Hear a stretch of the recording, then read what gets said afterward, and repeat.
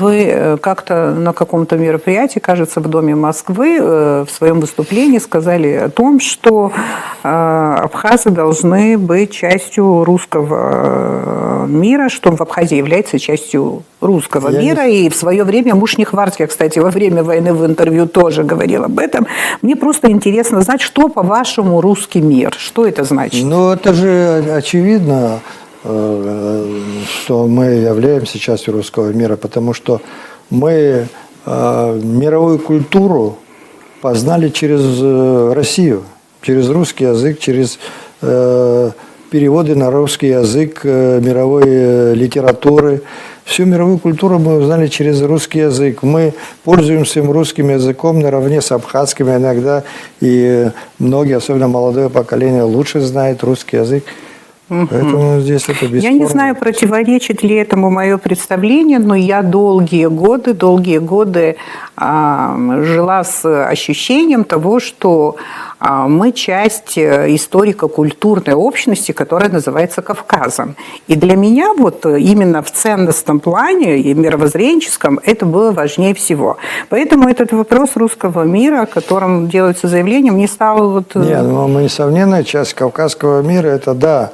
Но еще раз повторяю, мы достижения мировой культуры узнали не через кавказские языки, а через русский язык все это познавали. Ну, видимо, зависит от того, какие критерии вот, определения того, что есть русский мир. Насколько я знаю, вот из литературы, впервые этот термин применил Достоевский еще в XIX веке. Ну, я вам скажу, да. Мы привержены православию, традиции у нас как-то... Но православие, оно все-таки византийское. И для России, и для нас тоже. Это византийское православие. Уже нету, да. Византии уже нету, а это перешло России по наследству.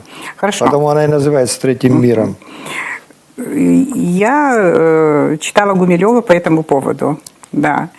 Но он тоже вот пытается дать свое понимание того, что есть русский мир, и он считает, что это такая экстерриториальная общность, в основе которой в основном мировоззренческие какие-то важные ценности, единые мировоззренческие ценности, он так считает. Но почему я задаю этот вопрос? Достоевский, которому приписывается появление этого термина, он, кстати говоря, как это понимал? Скорее всего, он русский мир... что он пытался в нем найти? Некую альтернативу западноевропейской цивилизации. Ну вот... альтернативу искал. Да, ну вот уже многие, кстати говоря, авторы делят мир на разные цивилизации. И существует... Абхазской цивилизации нету. Но есть русская цивилизация, которая включает в себя и Кавказ, и татар включает в себя, и нас, абхазцев, включает в себя.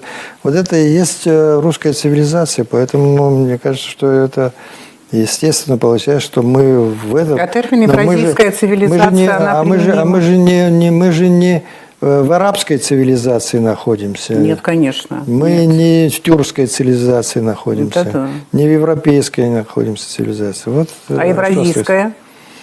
Ну, евразийской такой цивилизации единой нет. Евразийская это географическая... Она тоже евразийская, русская цивилизация. Нет, это она географически находится в Евразии.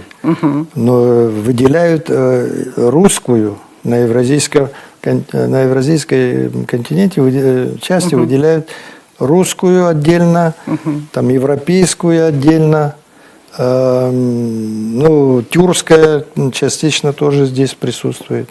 Хорошо, типологий много, там и Тоинбы, и другие, и так далее. Я так сильно углубляться в этот вопрос не хочу.